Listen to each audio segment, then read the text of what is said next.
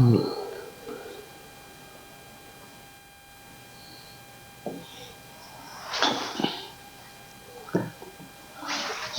Hello, Brady. Hi, Peter. How are you doing today? Yeah, I'm good. How are you doing?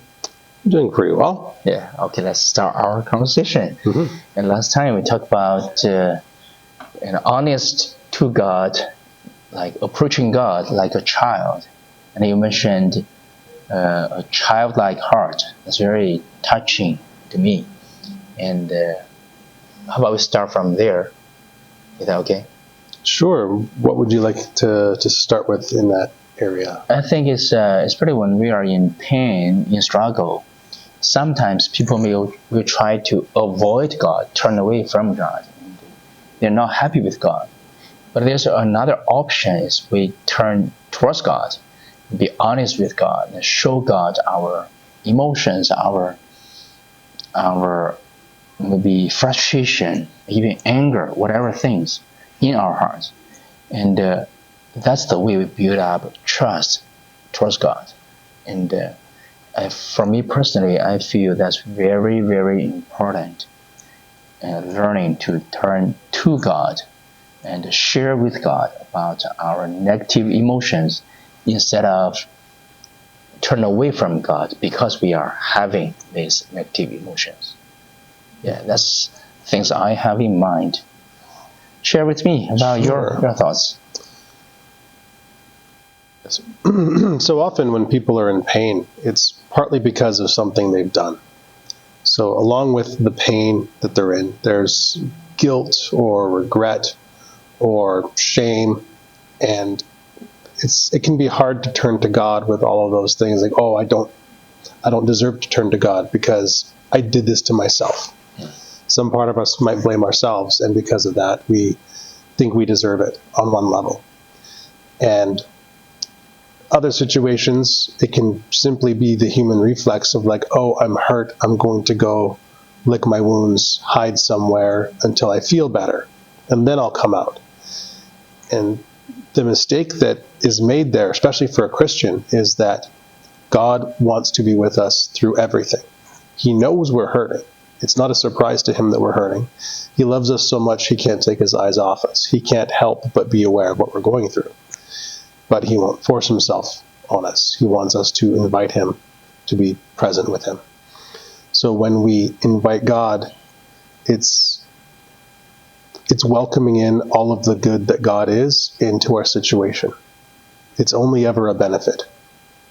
There's endless mercy, endless grace, endless forgiveness, endless compassion, endless love. There's correction for our growth. God has wrath, but he poured that on the cross. So it's not like God doesn't have these things. He does. He fixed that problem for us. So we get to receive pretty much purely from his good side right now. And there's such a blessing in going through physical pain or emotional pain or mental pain, but having spiritual peace, spiritual joy, spiritual grace. It's more powerful than all the other ones. And I've had times in my life where I've been very, very stressed with work, providing for the family, with COVID happening, all the uncertainty, but still turning to God during all that stress. Like, okay, God, I know this isn't a surprise for you. You know all this is happening. You've got a plan for all of us through this. Please help me see that plan. And there was this spiritual trust that I had, this spiritual peace where it's like, okay, I don't know what's happening, but I know someone who does, and he's close to me. And I can trust in him, and I can let go of this fear. It's still there, but I'm not holding it and gripped by it. And it's just around, and I can let it be present, hear what it has to say. Oh, fear, you're afraid of not having enough. You're afraid of family going hungry. Okay, heard you. You can go away now. And it does. As opposed to some people I saw who were they were so tightly gripping the fear gripped them back, and they couldn't let go. And some of them, the fear still has them. I really love the phrase you mentioned, like invite God's goodness into our situations. I think that's a very good phrase. And God's goodness and God's patience, like God's love, have multiple colors. We can experience God's love in different situations. When we are in pain, I think I have that in my life. When we are in pain, when I'm in pain, in struggle, I turn to God and I vent my anger, my frustration to God. But God is so peaceful and He's so thoughtful and He understands me. And I can be friends with Him and He can be friends with me in that situation. That makes me feel like I can always enjoy God. And for example, when I'm frustrated, if I vent towards my parents, towards my wife, they cannot bear that too much. But when I come to God and share with God, God's patience is so deep. So it's through these experiences, I think, the biblical word, like God is patient, God is kind, love is patient, love is kind, and come to life. I experienced what does it is to be loved by God, to know how patient God is to me. So it's not a theory, it's a reality. Yeah. Yeah, and we can use the word patience and we think of like, oh, my grandmother was patient with me and this other person was patient with me. God is capital P patience. He is the concept of patience personified. He's all of patience. He is complete patience. He is complete love, complete joy, complete delight. And it's like a father who is listening to his son sing a song, and the father knows the song very well. The father has heard much more musically accurate renditions of the song, but he loves his son and delights in his son and wants to hear his son do the song. Even though he knows exactly how it's going to go, he still wants to do it anyway. And that's what God is like with us, even with our pain. With our joy, He wants us to invite Him into our joy to partake. He wants to go shopping for groceries with you. Like, hey God, I'm going shopping for groceries. Jump in the passenger seat and let's go. Just come with me while I'm doing groceries. Something might happen, something might not, but hey, we're doing it. It's like how present is God in your life as a regular habit is, for me, closely tied to how quickly I remember to turn to God when things get really tough or frustrating. Yeah, how do you describe childlike heart towards God? And why is it so important for our relationship with God? A childlike heart. So Jesus talked about that. And there's a trust that children have and an awareness that children have with regard to especially their parents. When the kids are little, the parents are so huge that they could kill the child instantly if they wanted to. The child has no ability to fight back. And kids know that. They're scared of adults when they yell. But at the same time, unless the parent has been a bad parent, the child willingly runs to this giant person who could be very harmful. And they run very trusting. They'll crawl right in your lap. They'll tug at your shirt to try to get your attention. They are endlessly seeking their parents. Just all the jokes about mom, mom, mom, dad, dad, dad. They are just unable to stop themselves from reaching out to their parents because they love them so much. And that is the core part of the heart of a child. And anything that enters their world, disrupts their world, positive or negative, they want to share it with their parents immediately. Look, Mom, a butterfly. Look, Mom, a leaf. Yes, it's a leaf.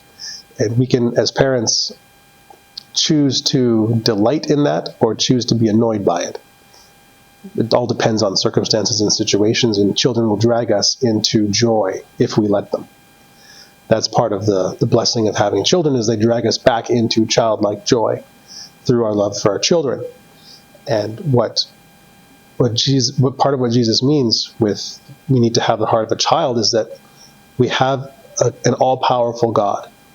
Like his will actively sustains our existence. He could just stop and we would not exist anymore, which is like a existentially terrifying concept.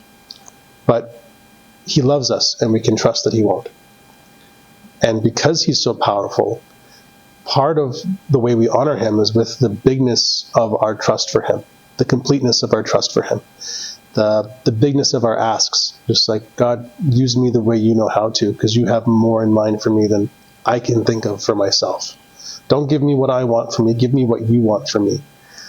It's like the way that a child could be like, oh, mommy, I want that thing. Like, oh, don't worry, I have something even better planned for you, because I know more about the world. I can do more in the world than you're even aware of to ask for. So when I started taking on that concept of a relationship with God, like a parent and child, and this was around the time my youngest sister, was still quite young, so I had a daily example of it. Okay, that's interesting. And I really came back to Christ in my early 20s, so I'd recently gone through my younger sister growing up, so I was able to remember back and think of like, okay, yeah, that's how she was. That's probably part of what Christ means in terms of the innocence, the fearlessness, just the full intensity of our feelings. Kids don't throttle their emotions. They don't socially hide it, especially not until they're a little bit older. They just, if they're sad, they are sad. If they are happy, they're happy. And if they love you, they are happy or sad right there with you. Yeah, if they don't like the dishes you cook, they just say that. Mm-hmm. And in the moment, for us as humans, it's irritating and annoying. It's just eat your food. But for an infinite God who's not worried about the dishes, it's just a delight and a joy. Yeah. And this childlike attitude towards God, to run to God and share with God everything, it's very fundamental for our faith. And that's what I think the Bible requires us to trust God. It's not just to accept this idea, this theology, this theory, is to use your heart, use your utmost trust, and come to God, share with God about everything. And God is so glad to embrace us. And I think that's from there, if we are willing to share with God about our innermost emotions, even innermost pains, and of course, under the guidance of a mentor, a spiritual director, then we can experience God's goodness in our brokenness. Mm-hmm. Mm. The Bible also talks about us being the light of the world. And there's even a bit of a play on words I could use there, because light is about brightness, but it's also about not heavy. Something is light or heavy. So why are we so light? Because we take all the heavy stuff to God and he carries it for us. So that's what we're supposed to do, is just, hey, here's some pain, here's some anger, here's some wrath. Like, wrath belongs to God. Here's all my wrath. It's not for me to carry, it's for you. And I'm going to go back out into the world light and be a light unto others. Yeah, light-hearted. Right? Light-hearted, yeah. Like a beaming, bright heart, but also a light, unweighed down heart. And there's a irritating positivity for people who are worldly around a Christian who is that light-hearted. It's like, how do you get to be so light-hearted? I see all the problems. Or if they're aware of the problems that we have, but they don't see it weighing on us the way it would weigh on them, there's a deep frustration there and an upset. So there's an opportunity there to share, like, God's carrying it. I can teach you how, because someone taught me. So that's a way that we can share it. And if people are curious or frustrated, just say, how are you handling that? How are you okay with this? I'm not handling it. God's carrying most of it. I do my best to give it to him. Do you want to learn how? And that's part of when they start to either judge people for being, oh, you're a deluded religious person. But then there's also some people where it's like, maybe there's something real here, because I'm seeing this guy go through something that would be deeply upsetting for me. I wouldn't be able to handle it like that. And he's telling me he's handling it because he's taking it to God. It might be real. This is worth checking out, because even if it's a delusion, man, I might need some of that delusion for myself. Yeah. And that brings that curiosity into play. So part of this practice of always turning to God with that childlike heart, it lets us maintain that childlike heart out in the world too. How can you be so positive? How can you be so joyful? How can you be so optimistic? Because I know who's supporting me through everything. I know who's caring for me. I know who's watching me right now. You can't see him, but I know he's there. I can feel his love. Can you share some examples from your life? Turning to God help you, like having this childlike heart towards God help you? A recent one is COVID, and how crazy the world got in terms of lockdowns and mandates and unemployment and just the raw uncertainty. I had a very interesting situation because my son was born right as COVID was happening in early 2020, and for me it was terrifying to try to navigate and plan for my family because things were changing so drastically, so fast. Governments were underreacting and then overreacting, and people around me were just snapping under the psychological load that they were under. And it's like, God, I can't plan for this. I am so stressed. So I took that stress to God. Like, I don't know how to handle this. I have to trust you. This is more than I can bear. This prolonged day after day after day after day stress. The stress, I have to give it to you. And when I did, I realized it's no surprise for God. He wants me not carrying that. He wants me to trust him with my future, because he has better planned for me than I could know to ask for. And even the dips that I wouldn't want to choose to go through, he's going to be there with me through those, and he'll work them for good. Maybe not good that I'll see in my lifetime, but ultimately they will be worked for good, because that's what he's talked about.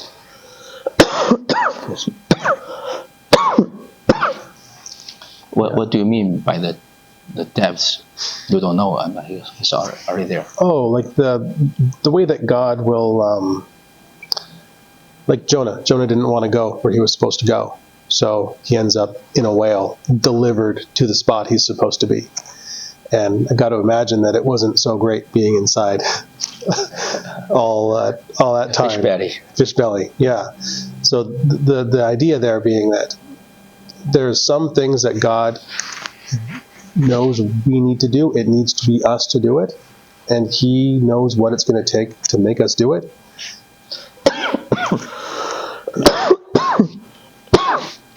Oh, dry throat. Yeah. Clean.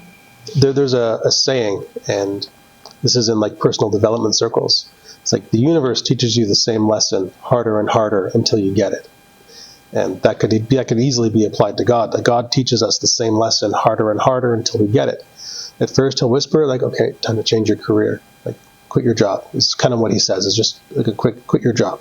But I don't know how to pay the bills if I quit this job. Quit your job. God wants you to trust him and listen to that voice. Also build up discernment. Don't just quit your job because you have a fleeting thought. Like, hearing from God is a consistent tug in a direction that you know is probably good for you.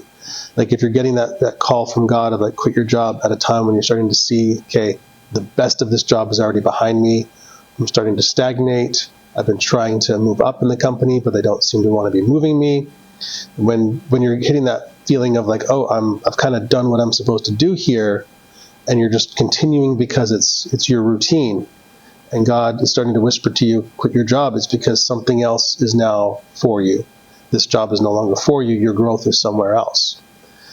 And listening to that call gets us moving. But if we don't listen to that call, this happened to me, God will make the situation worse so that it's more desirable to leave. And if we still stay put, he'll make it worse and worse and worse until it reaches a point where, like, do I have to burn down the building before you leave this job? Like, because I know where I need you, and I know what needs to be you. You're going to leave this job, and I'm going to do what it takes to make you leave this job. The question is, do you trust me at the first command, or do you trust me when you're running away from burning ashes? I think you shared with me about you quitting your job from the government. Yeah. So you quit that job first, and then you find the job you like, right? Is that order? Um, I was working for the government, and I was also leading men's groups. And what ended up happening is, as the pandemic was kind of fizzling out, they confusingly brought in a mandate. And for me, because of existing health situations, I didn't think that it was necessary. I'd already had COVID and recovered, so I was like, I'm already got the antibodies, why bother? They brought it down with such a draconian, I think everywhere that brought these mandates in, it was an overreach of power. Like, people have the right to decide what they do medically. And mandating a vaccine for their jobs, for me, was a step past what I thought was morally right.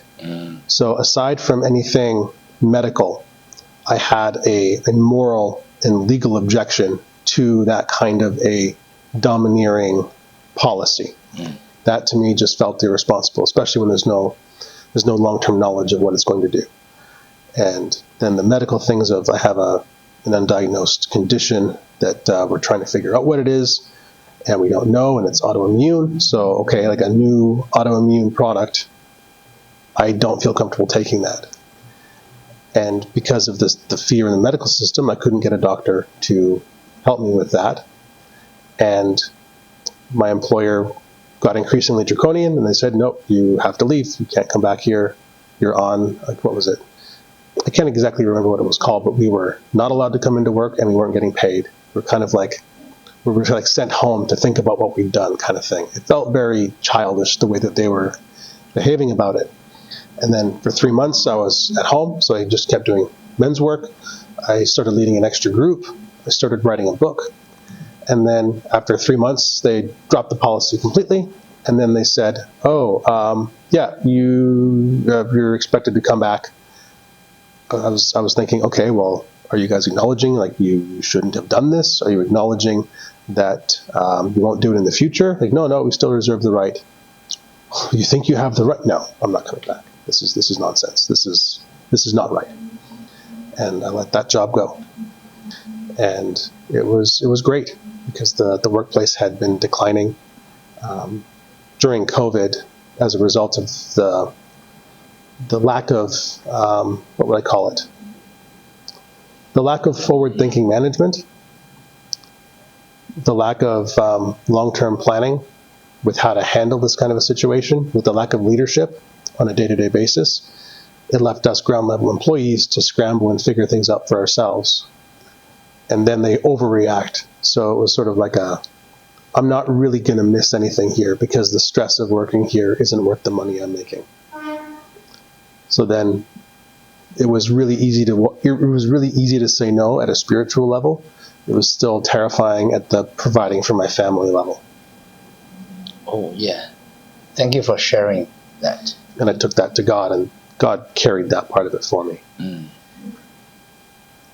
Do you regret about that decision? Sometimes I miss the comfortability and the routine, but not really. Like, it's just when I'm dealing with particularly acute headaches from being self-employed. Yeah. It's like, I miss just sitting at the desk and clicking on the computer. But it was a waste of my potential to stay there any longer. I wouldn't be able to talk to you here.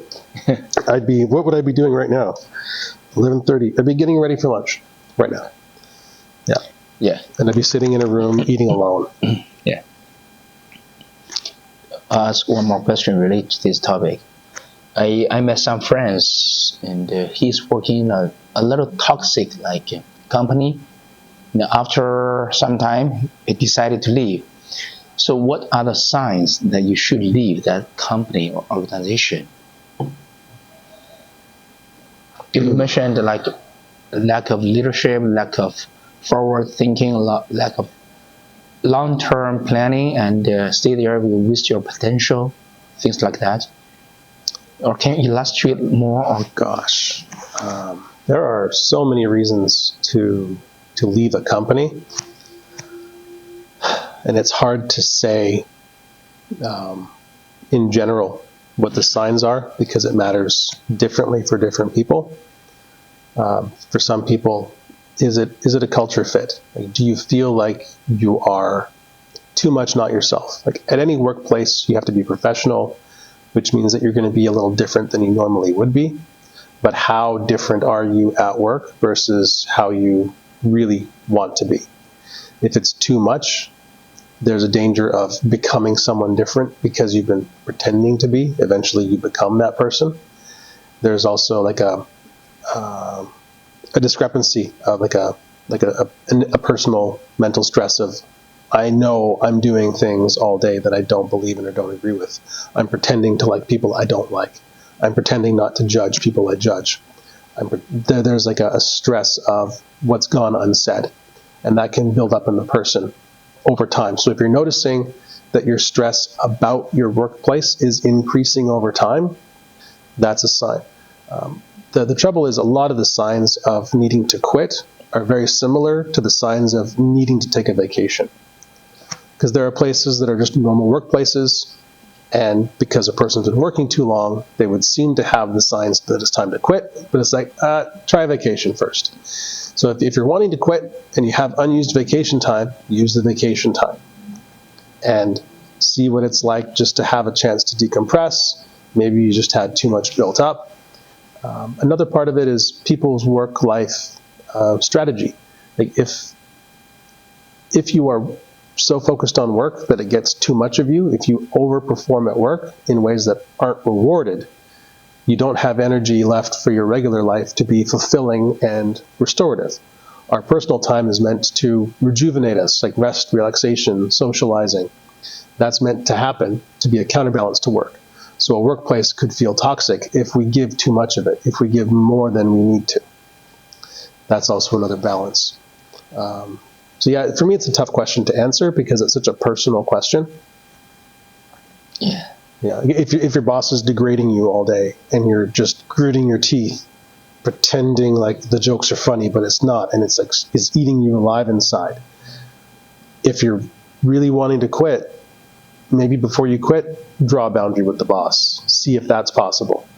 A lot of problems that people have in life is a result of not drawing a boundary. And one of the things with that is know what you aren't willing to put up with. And be careful what you tolerate, because you will have to keep tolerating it. Yeah. So there are some good quits and some bad quits. And some people are very easy to get frustrated, very minor things, but they quit, they change jobs. Yeah. So we need to think, discern whether that's really a good quit or a bad quit. Yeah. And Jordan Peterson talks about kind of like the rule of threes. Well, the first time someone does something, make note of it. Okay, on this day, you did this, and I didn't like it. Second time they do it, make another note of it. And then if they do it a third time, that's when you bring it up to them. Hey, I noticed that you did this just now. You did this before on this day, and you did this before on this day. This bothers me because I don't want you to do this. Like, don't joke about my weight, or I don't like when you use foul language, or just whatever it is that you want to be setting as a boundary. After a couple violations, to show that there's a continuing pattern, it's likely that this is going to continue in the future, because it could just be a once-off, and then they never do it again. So maybe there's no need to confront them there. But if it's repeated, that's when it's time to set your boundary. And I often learn a lot about a person when I try to set a boundary with them.